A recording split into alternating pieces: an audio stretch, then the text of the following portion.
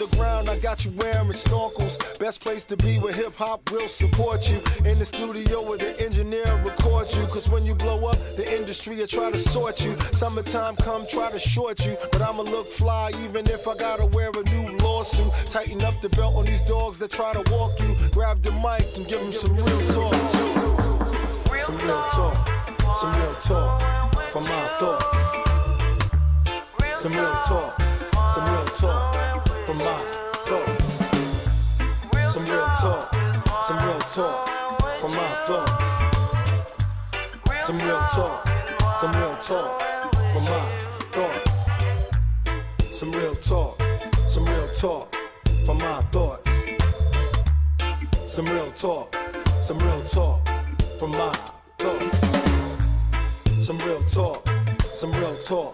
from my thoughts.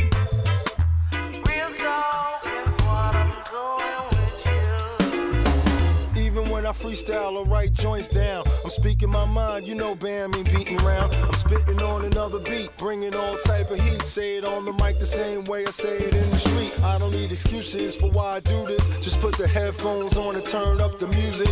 Do damage on the mic, Bam so abusive. Bust a nut and let loose my creative juices. Drop exclusives for DJs and producers. Got some new-ish, always in your face like a nuisance. Making movements like the smoke from a Cuban cigar. Before you a star, you a human, brah. The fusion I'm using's amusing. This ain't no illusion, not causing confusion. Authentic, not mutant. If I lose my groove, I say, Bam, what you doing? Real talk. Some real talk. Some real talk from my thoughts. Some real talk from my thoughts.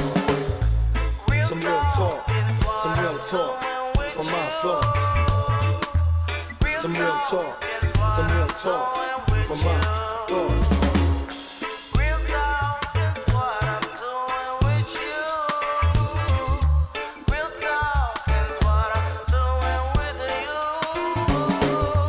Real talk is what I'm doing with you. Real talk is what I'm doing with you.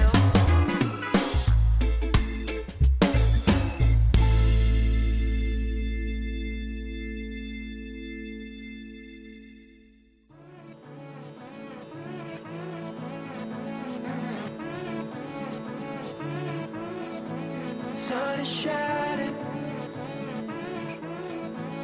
in the afternoon light. Light a fire, get away for the night. Let's sit round the campfire, tell stories through the night. Oh, this might be the last time. Let's sit round the campfire.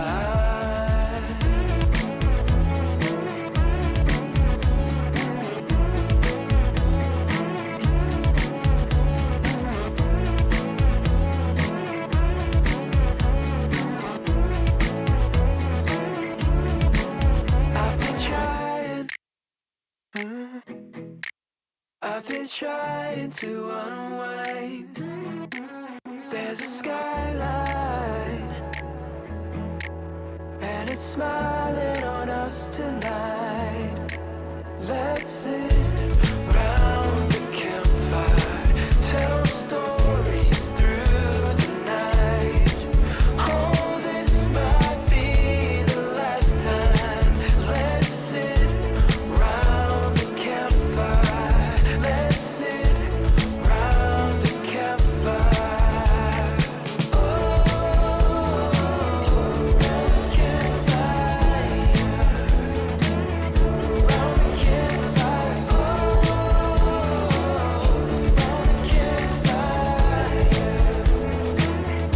Round the campfire. Let's sit round the campfire. Tell stories through the night. Oh, this might be the last time.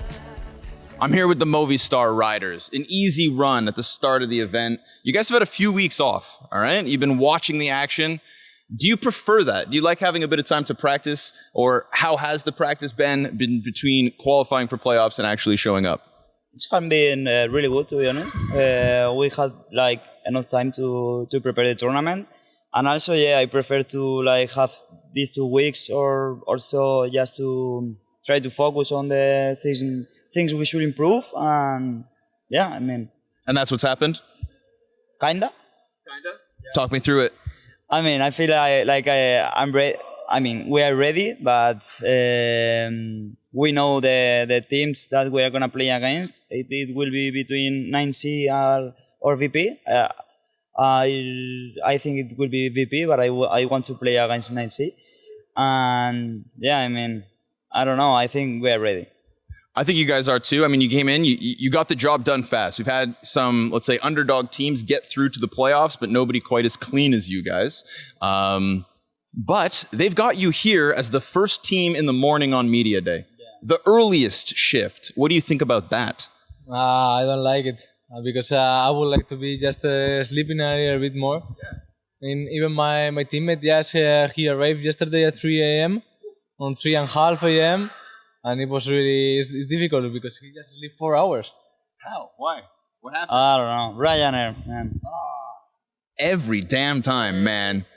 Sure. Okay, but when you have an earlier day like this, they say the early bird gets the worm. Movistar, you are the earliest bird. You showed up first, which means you're going to get out of here first. Fingers crossed. What's the rest of the day look like? How do you jump into practice like that? What is your priority between now and the start of Pro League? Because it's coming up fast. And I mean playoffs, of course. Right now, today we are going to be focusing on individual performance, just warm up and playing some facets.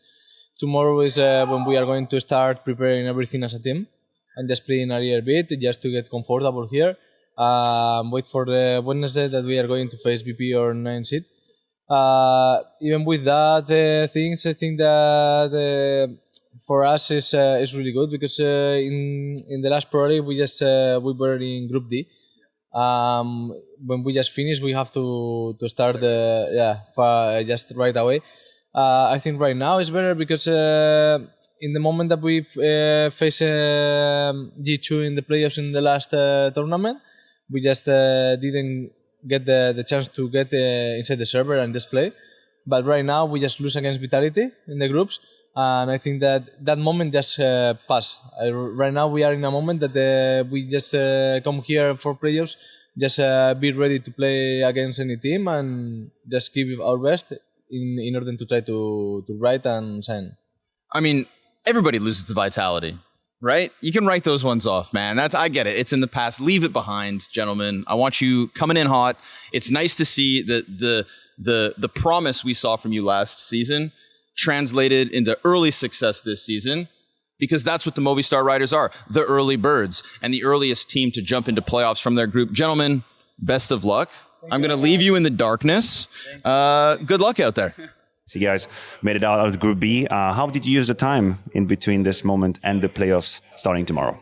We only practice. We didn't have an offline boot camp, let's say, but we did it all online. We just played and played and played and played. We watched all the games from the other teams. So just grinding. Just grinding. Yesterday, we decided the playoff bracket. What was the initial reaction from you guys? I think it's a good bracket for us. I think it's kind of the same from Blast, because we face Astralis. If we win versus them, we face Navi and then Vitality probably. But so it's kind of nice revenge arc. But if Astralis loses, so we play versus John. Yeah. So it's also really nice for us. I did ask Crimbo, and I would like your opinion too. The playoff bracket. How did you feel about it when it came about? To be fair, I felt like it's a good bracket for us, but in general there are a lot of good teams, and I'm really excited to watch Astralis against Eternal Fire. Eternal Fire is in a good shape at the moment. Yeah, looking forward to it. And now, obviously, as the father figure, the captain of this team, how proud were you of your boys making it through the group stage and now rocking it into the playoffs already one round ahead? How did you feel about it? Yeah, we all felt amazing. Like me personally, first time achieving playoffs with this team. They are young players, not so much experience. It feels good. feel something that we do right, of course, but it's a long time ahead, and we will make sure that we'll repeat it. Absolutely. I mean, we all knew this is a long-term project. You're banking on the future with a couple of young guys over here. Did you expect it to click so quickly and get the beat down to heroic that you did? Definitely. Like, we knew from the beginning that we will all fit together really good, and especially like Karim, Eli, and David, they played a long time together, and now are still including me. And Matti is the perfect fit, I would say. He's like, his vibes are really nice to have around and stuff, and also like his attitude is really good to the game. He's a really smart guy, and just happy to have him as well. Awesome. And now just to finish about yourself personally. Your performance has been going a little bit up and down, but this event, it feels like we got a few flashes of the good old Tapson. How do you feel individually? Couldn't agree more. Like, obviously, in the beginning of this year, it was really rough. Also, like, the start of this team was also a bit rough, but I'm getting used to it again. Getting there. You don't need to call so much anymore, not so much details. Everyone is stepping up a lot lately, and the more they step up, the more I will step up. Yeah, listen, you just gave me a good nugget over here. We talked about this possible transition of leadership without revealing too much. Where are we in that situation currently? What are the responsibilities? I know there's a little bit of, fog of war. That's okay, but can you tell us a little bit? Yeah, of course. Like, everything back to the old days. I take a lot of responsibility, but everyone has responsibilities. Like, everyone is needed to give me some ideas, informations, calls, and whatever, right? What they see, I don't see. They need to tell me, and at the moment, it fits really good, and everyone is, I think, feeling good and comfortable as well. And we will see what happens in a few months, maybe a year or so, if everyone is feeling more comfortable with the situation, more experience here and there, right? So we will see what happens. But at the moment, I will do it, and I will keep doing it as long as everyone feels comfortable. Also, well, strong words from the captain. We're not going to let them very carefully get ready for the playoffs. How about your bracket now in the playoffs? Looks like one of the more difficult ones. You have Mouse and Furia coming up first. How does that make you feel? I mean, the good part about having a harder bracket is like you know what you get and you are not surprised. You know how the teams play. You respect them. And I think it's better for us to play harder opponents. If you win some games, you get good momentum and you can go deep. So I think I like to have a harder bracket. Oh, that's friendly fire, bro. Yeah, no, I know. I don't like Twist anymore either. He used to shoot me in the head all last season from far away. Can you hear the reload? Yeah, it's all right. I'll go over there right now. Turn off the camera. No. Rain was so comfortable. I had to ruin it for him. How you doing, Hoy? I'm okay. I heard you have the best form when it comes to jumping in the water. I don't know about that. I think Robin beat me on this one. He does? He has a great time just looking at the photos of Malta. What did you say? He just watches, you see the video of Malta just going on. He's really focused on it. Oh, yeah. Did you have time to enjoy Malta? No, not that much. Only the casino. That's good. Did you win? No. Well, hopefully you can make it back in the tournament. Did you have fun at this boot camp? I had a lot of fun. I enjoy Malta. It's a nice place. That's great. That's great. Robs, you are the #1 Malta fan. I guess so. #1 Malta enjoyer. A number 100 CS2 enjoyer. No comments. How did you guess 30 out of 30? The tick stuff. Are you a robot? No, but that's what they say. I'm not sure why they say that. You're just really good at what you do. Yeah, it's my job. I respect that. I asked a lot of people what they've been doing during the break. Turns out you guys didn't have a break. That's immediately into playoff. Is that something that is an advantage or disadvantage for you? How do you feel about the whole immediately straight to it? I think that it's an advantage a lot of the time. Yeah. Like, whenever we wouldn't have a break on Liquid a lot of the time, it would end up being a negative where, you don't have like that same like mentality where you just like came into it just before. And, we just felt, really good before in our last 2 games against 9 and C9. And even against G2, they're probably like top 3 best team in the tournament. And we should have taken that, honestly. So, yeah, I think it's pretty good overall. Yeah, you guys showed a real good Counter-Strike, better Counter-Strike that we had seen before. We got a little worried backstage, I think, about the last map versus G2. I would just like to know, like, what's the consensus on what just happened? Like, just a bad map and that's it? Did that hurt you in any way? We didn't really know what to do with it.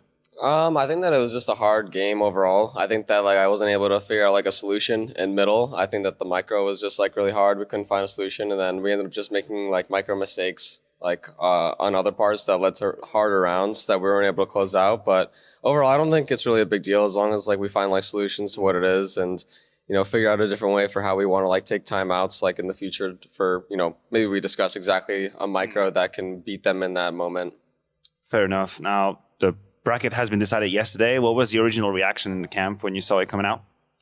I thought it was pretty good. Like when I was watching it, like I just didn't want to be on the bottom part down there. So when he said that we didn't have to be in the G2 phase, Mouse and who was it? Like Furia, like that's a crazy bracket. So as long as we weren't in that one. All right, I'm gonna ingress myself over there, just get their impression. Hey, Grim, how's it going? I could see that reaction. You're happy to see me come with the microphone over there? Happy to see you. Oh, there we go. A little bit of love in this harsh world of Counter-Strike. You shared Elite's reaction about the bracket. You were cool about it? Yeah, there's honestly just a ton of hard teams in the bottom side, honestly, when we were looking. So yeah, we definitely wanted to be on the top.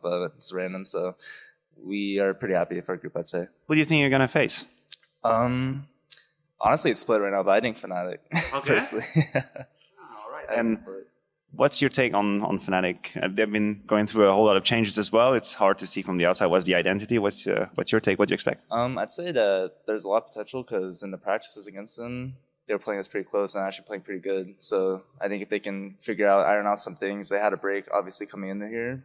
I think that they could definitely perform better than they were in their group and come out with some better phase for sure. You guys were top of the group, so straight to the quarterfinals, and you arrive here today, but you won't be playing for a couple of days. Is that a good thing? So you can maybe practice a little bit here, or would you rather just get straight into it and maybe the other teams have an advantage from playing a couple of games?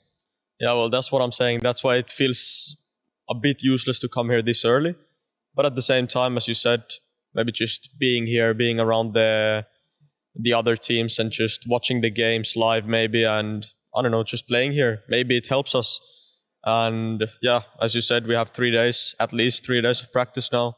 After this media, we start. And I don't know, we just need to stay in the same shape we were a week ago and hope for the best. The same thing I asked Alexi about having to wait to play. In Gamer Legion, you had more officials, you had to play more games. It was more of a grind. And here it's, you play a couple of games and you don't do anything for 2 weeks. Like, do you hate that?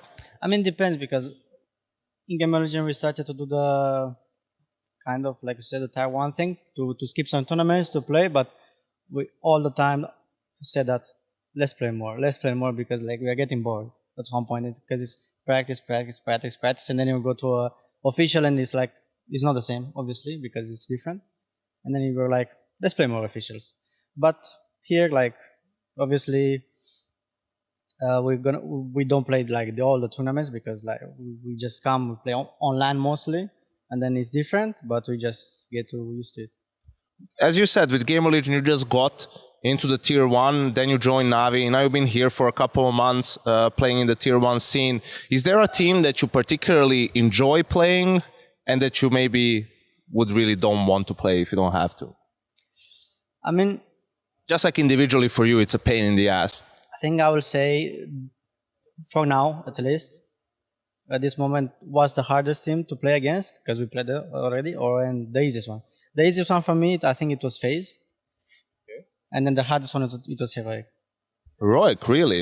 Even though for us, it was kind of not that easy, like comfortable to play in Game of Legion, the major, but I don't know.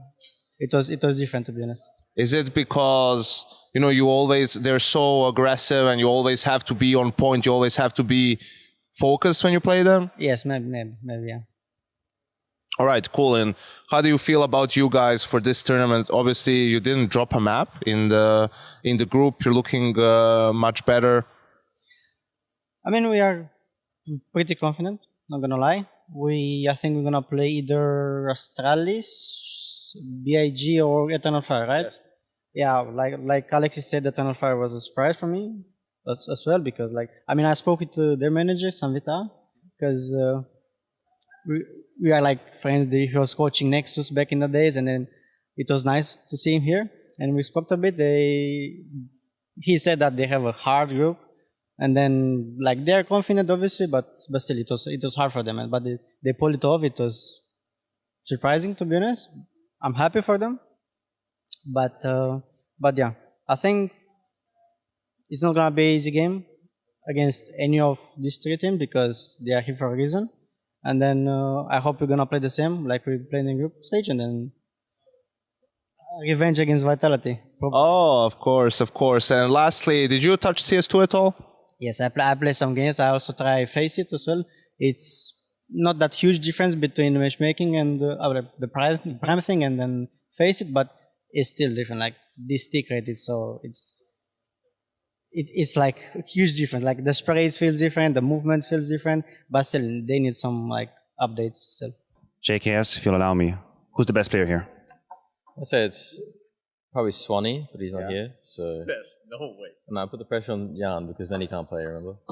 What about this game now? Jan plays more pressure, he can't play at all. So, and this game, probably Ilya. I don't think Petsa. Actually, Petsa's not good at football or anything, but maybe he's good at table tennis. All right. Might be the opposite. No, maybe not. That was not really looking so great. You have no pressure, don't worry. We're absolutely not filming that. You guys are playing on points, or is this just training, take it easy?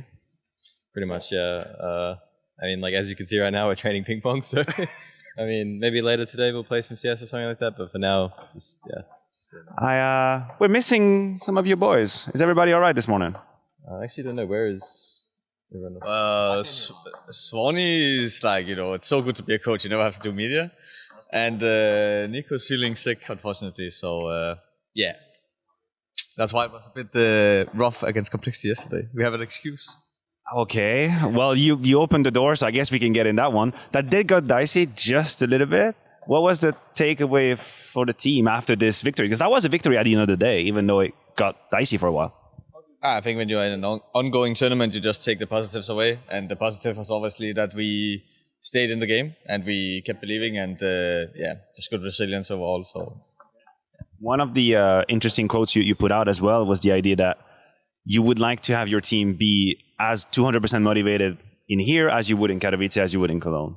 Now that you're in the playoff, do you feel like you're going to get the most out of your player? Is it playoff mode now? Yeah, definitely. And also now we are meeting the guys like FaZe, for example. It's probably a big chance we are going up against those guys. So I think we're always hungry to beat those guys. Well, speaking of bracket, what was your reaction when you saw you have a bit of a stacked one? Let's be real. Some good names down there. How do you feel about it? I feel like we always have a stacked bracket in every event. I don't know. I feel like we always get really hard teams, but I think in the group stage, it's the teams that you face compared to the ones that you face in the playoff are like not the. Obviously, they're good teams, but they're not kind of the same. Okay. Like, for example, we didn't have to play Vitality and or FaZe or something like that in the group stage. So, I mean, I think it's the same for everyone, and I think it's just the way that the draw goes. Okay. But, yeah, definitely, I feel like we have a hard bracket, but, I mean, it's always like that. So. Fair enough. I try to get everyone's opinion on the format and scheduling. So, you guys played yesterday. You have a couple days, and then you go straight into playoffs. Some teams have had a bit more time in between. What's your stand on that? How do you feel? You prefer the way you have it? I think it's like shit for both teams, honestly. Because, like, I mean, like, if you play week one and you come back, you have such a long break in between. And if you play the last week, you have to stay an extra week. And, like, if you play the third week, then you go home for a week. So you're happy with what you have? I mean, yeah. I mean, like, I feel like everyone's in the same boat. Like, I would rather just play a tournament for a week and a half, and then go, you know what I mean? rather than have such a long tournament. So, that's just my opinion. I don't know about anyone else, but... Yeah. Well, this is officially the opinion of everybody. I'll make sure. No, I'm just kidding with you. No, fair enough. So you imagine... FaZe is going to be your opponent. I mean, there's still conversations to be had, but this is the team that you will prepare to face? I mean, I guess, but there's also Mouse and I think VP as well, no? Furia. Furia. And I think either of those teams can play really well on the day, so it's kind of tough, honestly, but I would expect FaZe, of course, but it's just, you never know. What about you? I think Mouse has a good chance, but so we're not really preparing specifically for anything. We're just looking at the mistakes we already made. So yeah, nothing special, but definitely the format is dog shit. Well, here we go. I guess I kind of had it coming. Yeah, Maniac, learn to ask better question, you idiot. ESL Pro League is brought to you in part by Intel, Asus Republic of Gamers, DHL, the United States Air Force, 1xBet, Monster Energy, and Gaming Malta. Man, what a day yesterday. To think we lost Fnatic, Astralis, and Furia. Bro, we lost VP. So more Phil? It's a Wednesday, my dudes.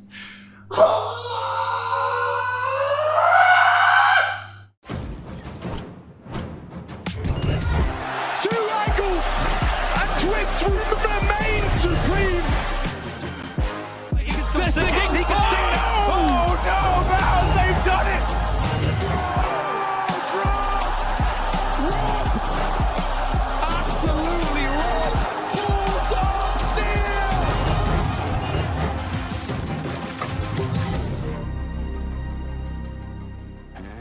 It is indeed Wednesday, my dudes, and that means one thing and one thing only. The round of 12 for ESL Pro League Season 18, of course, because, Matchy, we're very excited. We've got some returning faces. I was going to say new. We've already seen them in the group stage, but we have some teams that made it a little bit deeper, actually surfacing today.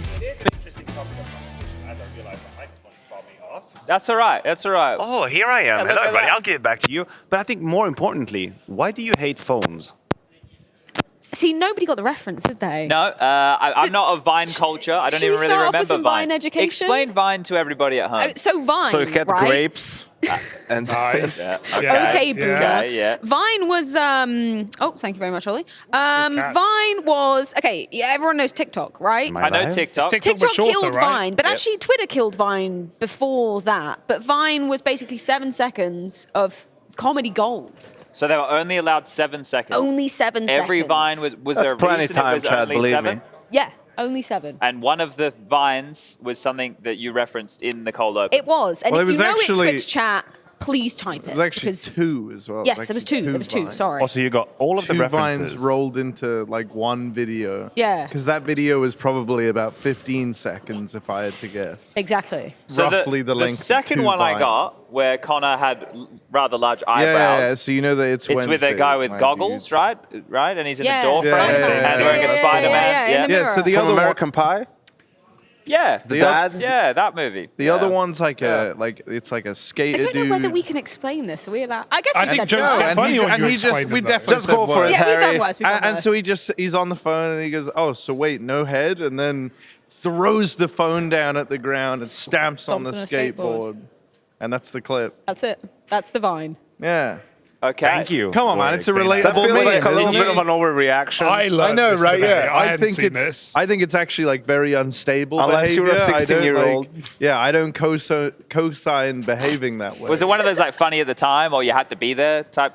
Well, I mean, I Oh, wasn't wait a there second. personally. Freya destroyed the I shit think out it's of that really phone. funny. That was fun I had to do filming that at 3 least. times. Yeah. Yeah, that's Phone not. was broken. That's the same phone that I hit with the golf That club was last my season. point. Yeah. You will only find a way to destroy it once again. Because people That's keep another on season, fucking another phone. calling me, Matthew. I don't know. You Really pissing maybe me just off. Doesn't your phone get away do all from the phones. spam blocking stuff now? Doesn't it block all the spam Bro, messages just and everything? coming in like hardcore. Nah, not the red phone. That's Not an the old red phone, phone. Chad. Yeah. Don't have the technology. I feel like the red phone should only, the people who have the number to a red phone, it should either be like Batman or like the police commissioner. I Is it don't feel like just- anybody else should have Is the it number just to in the red French phone. that a It's red really phone has a annoying very people. specific signification? What is the Do you red know phone? that in English? I know what you're talking Téléphone about, rouge? but it's only French.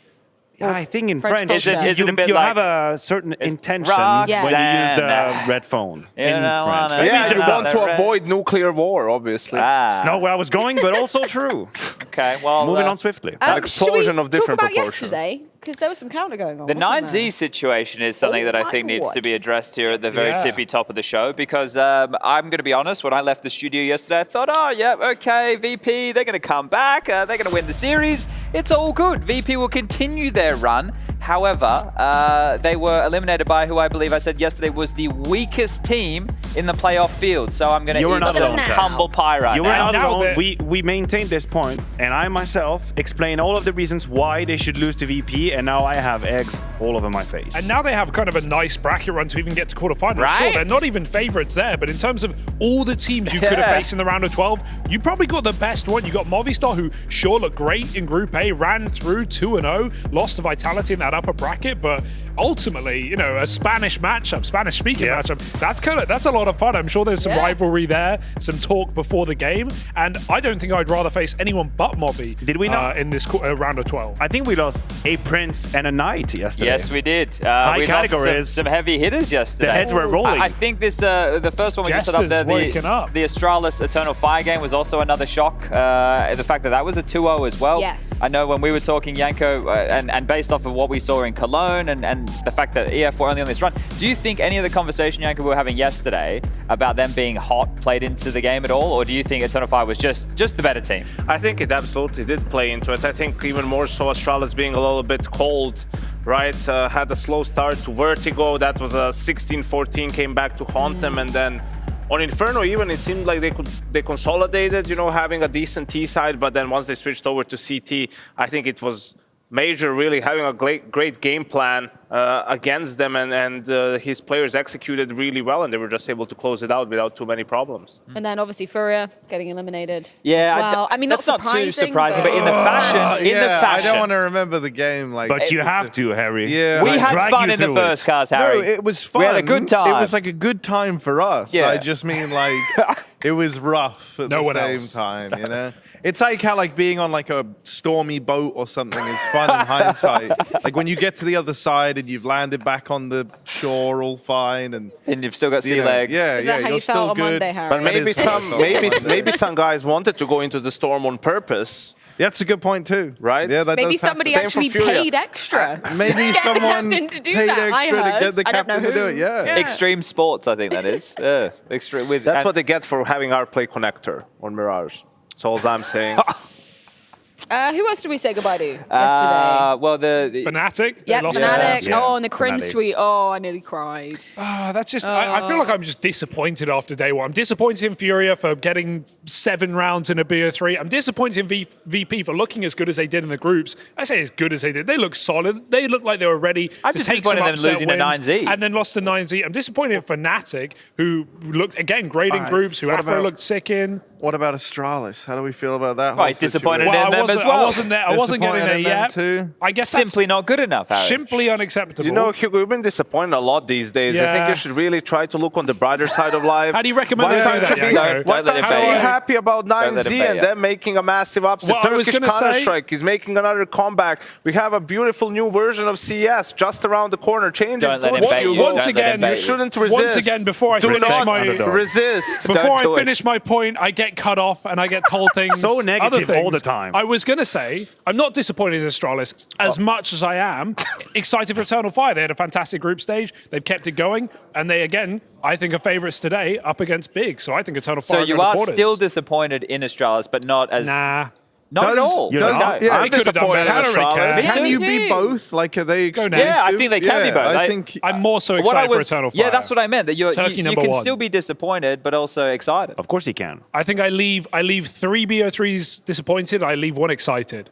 Okay. Because that's the thing. I'm still not excited for, like, it's cool for 9Z. I don't think they're going to Here's do what I'm anything excited here. about. What? I'm excited about the fact that our semi-finals should all be great teams. Because if Yeah. any of these top dogs mess up now, you've only got yourself to blame. Now we should have Vitality versus... Well, actually, to be fair, the FaZe G2 game... Actually, they got to get through Mouse. Here Hold up a comes second. FaZe are not safe, Chad. FaZe are himself. not safe. Miles looked sick yesterday. Cancel everything I said. Cancel. Roll it back in. Chad, you know what? Do you want some more excitement? I think we're all excited for don't know. this. Because I want to throw it back to just last week when we started to put the pieces of this puzzle together.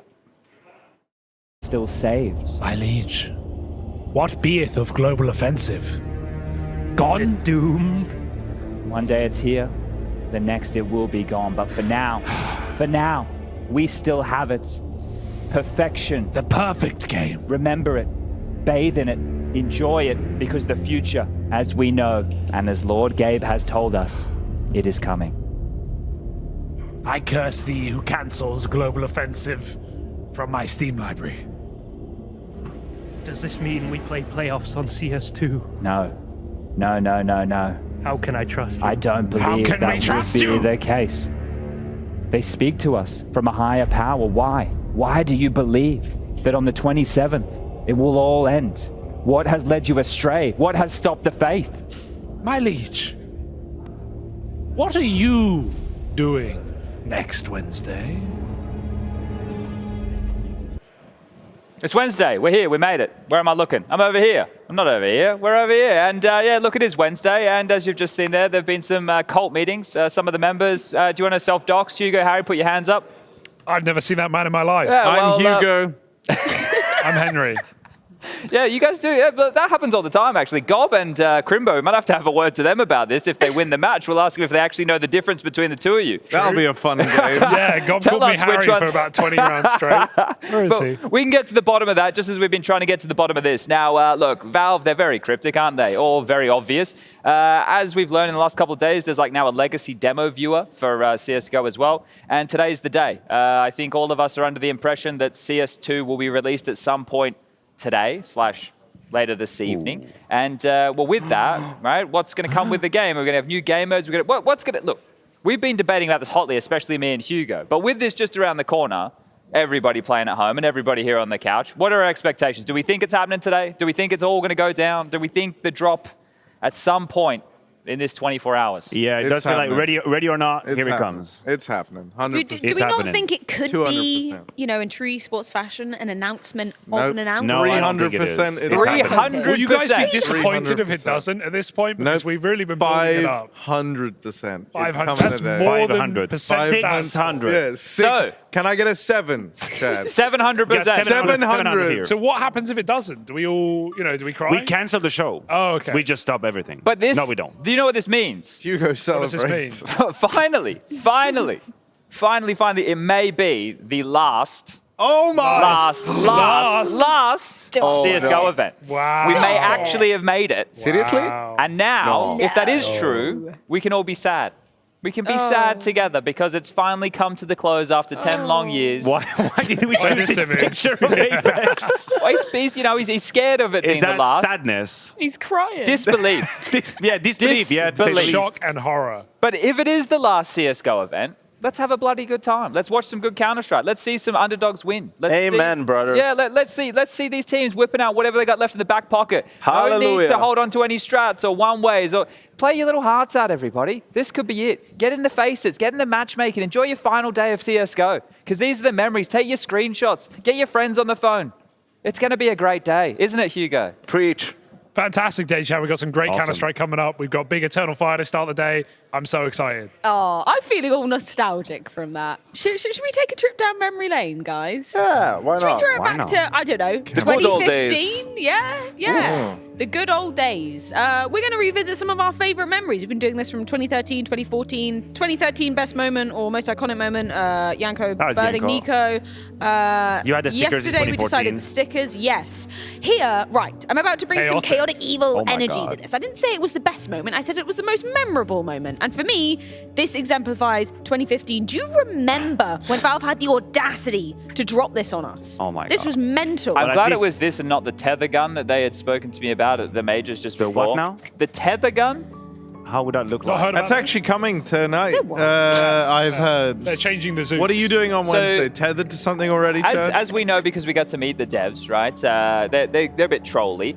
And this was years ago, We met the devs? Yeah, Harry, do you not remember? That's public information already. Yeah. Everything is a haze to Harry in the morning.